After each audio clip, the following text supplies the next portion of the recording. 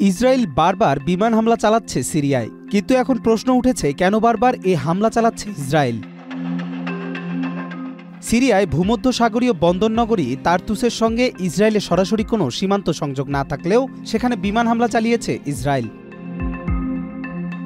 ৩রা March সিরিয়ার রাষ্ট্রীয় বার্তা সংস্থা সানায়ের বরাত দিয়ে কাতার ভিত্তিক সংবাদ মাধ্যম আল জাজিরা এক প্রতিবেদনে জানায়, ইসরায়েলি সেনারা এক বিবৃতিতে জানিয়েছে তারা সিরিয়ার একটি সামরিক স্থাপনায় হামলা চালিয়েছে। একনল হ্যান্ড ওয়াশ 100% প্যারাবেন ফ্রি, তাই নিরাপদ হাতের জন্য আস্থা রাখুন একনলে। সেনাদের দাবি সেখানে পূর্ববর্তী সিরিয়ান সরকারের অস্ত্র মজুদ ছিল, যা শত্রুপক্ষের হাতে পড়তে পারে। সিরিয়ার কার্দা অঞ্চলে অবস্থিত এই সামরিক স্থাপনা ক্ষমতাচ্যুত প্রেসিডেন্ট বাশার আল আসাদের জন্মস্থান, যা তার্তুস বন্দরের প্রায় ৬০ কিলোমিটার উত্তরে অবস্থিত।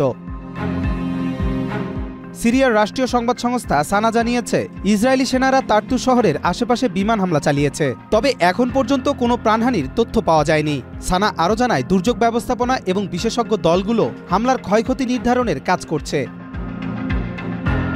গত বছরের ডিসেম্বরে বিদ্রোহী গোষ্ঠীগুলোর অভিযানে সিরিয়ার দীর্ঘদিনের প্রেসিডেন্ট বাশার আল আসাদ ক্ষমতাচ্যুত হওয়ার পর থেকেই দেশটির সামরিক স্থাপনাগুলোর ওপর শত শত বিমান হামলা চালিয়ে আসছে ইসরায়েল। ইসরায়েলের দাবি, এই হামলার মূল উদ্দেশ্য সিরিয়ার অস্ত্রশস্ত্র শত্রুপক্ষের হাতে যাওয়া ঠেকানো।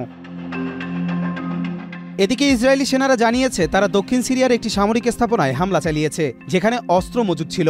এর মাত্র কয়েকদিন আগেই ইসরায়েলের প্রধানমন্ত্রী বেনিয়ামিন নেতানিয়াহু ওই অঞ্চলকে নিরস্ত্রীকরণের আহ্বান জানান।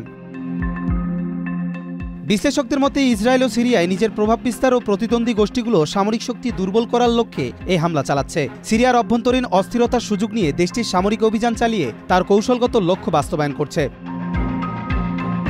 এদিকে সিরিয়ার সেনাবাহিনী ও মিত্ররা ইসরায়েলের এই আগ্রাসনের বিরুদ্ধে প্রতিরোধের প্রতিশ্রুতি দিয়েছে, তবে পরিস্থিতি আরও জটিল হয়ে উঠতে পারে বলে আশঙ্কা করা হচ্ছে।